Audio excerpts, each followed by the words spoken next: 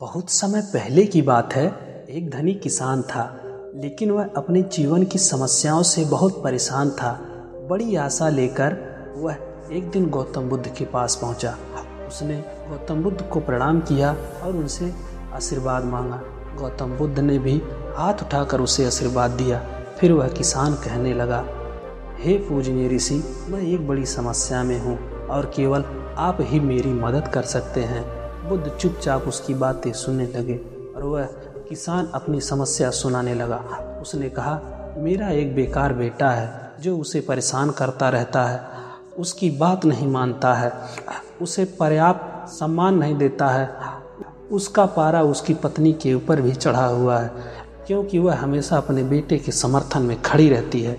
हे प्रभु, कुछ ऐसा करो कि उनका दिमाग बदल जाए, उन्हें पता चले मैं उनके लिए कितनी परेशानियों का सामना करता हूँ।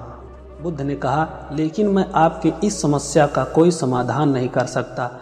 इसके बाद बुद्ध ने अपनी आंखें बंद कर ली और ध्यान की अवस्था में चले गए। फिर भी किसान चुप नहीं हुआ। वह कहने लगा, मैं अपने पड़ोसियों से भी परेशान हो गया हूँ। मेरे बारे में वह उल्टी सीधी बातें करते रहते हैं, मेरे बारे में तरह तरह की अफवाहें फैलाते रहते हैं।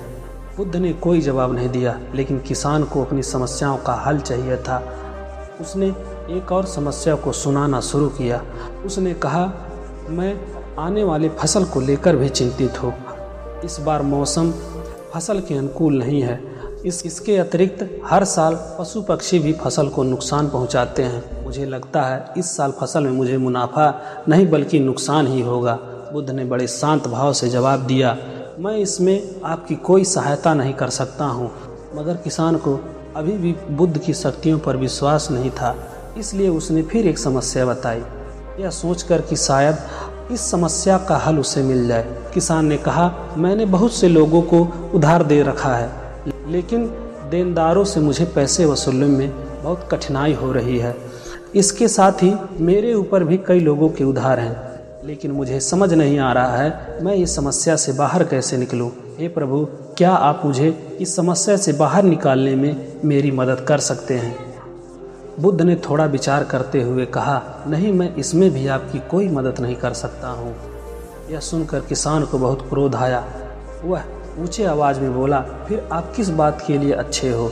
लोग कहते हैं आप बहुत ज्ञानी हो, लेकिन अभी तक आपने मेरे किसी भी समस्या को दूर करने का कोई उपाय नहीं बताया। क्या सच में आप कुछ नहीं कर सकते? मैं अपने जीवन से थक गया हूँ। बुद्ध ने कहा, देखिए, वास्तव में हर किसी के जीवन में समस्याएं होती हैं, बल्कि हम सभी के जीवन में 83 समस्याएं होती हैं। आप इसके बारे में कुछ नहीं कर सकते। आप किसी तरह एक समस्या का समाधान करोगे तो उसकी जगह दूसरा कोई आ जाएगा। आपको समझना चाहिए, बहुत कुछ है जो आपके नियंत्रण में नहीं है, जैसे लोग, मृत्यु, मौसम। लेकिन अगर आपने 84वें समस्या को हल कर लिया तो आपकी बाकी की 83 समस्याएं अपने आप हल हो जाएंगी। किसान ने विनम्र होते हुए कहा, कृपया मेरे 84वें समस्या को हल करने का उपाय बताएं। इस पर बुद्ध ने कहा, हमें पहले आपके 84वें समस्या का पहचान करना होगा। किसान ने बड़ी उत्सुकता के साथ पूछा, कृपया करके मुझे बताएं, मेरी 84वीं समस्या क्या है? बुद्ध ने कहा, आपकी 84वीं समस्या यह है कि आप अपने जीवन में कोई समस्या नहीं चाहते। आप चाहते हैं आपके जीवन में 83 समस्याएं ना हो, लेकिन यह संभव नहीं है।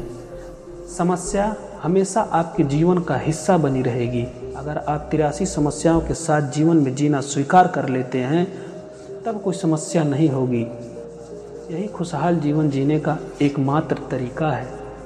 गौतम बुद्ध की बातों को सुनकर किसान समझ गया, जीवन कभी वैसा नहीं हो सकता जैसा आप चाहते हैं। बस उसे अब कठिनाइयों से दूर नहीं होना है, बल्कि जीवन को संतुष्टि और खुशहाली के साथ जीने का प्रयास करते रहना है।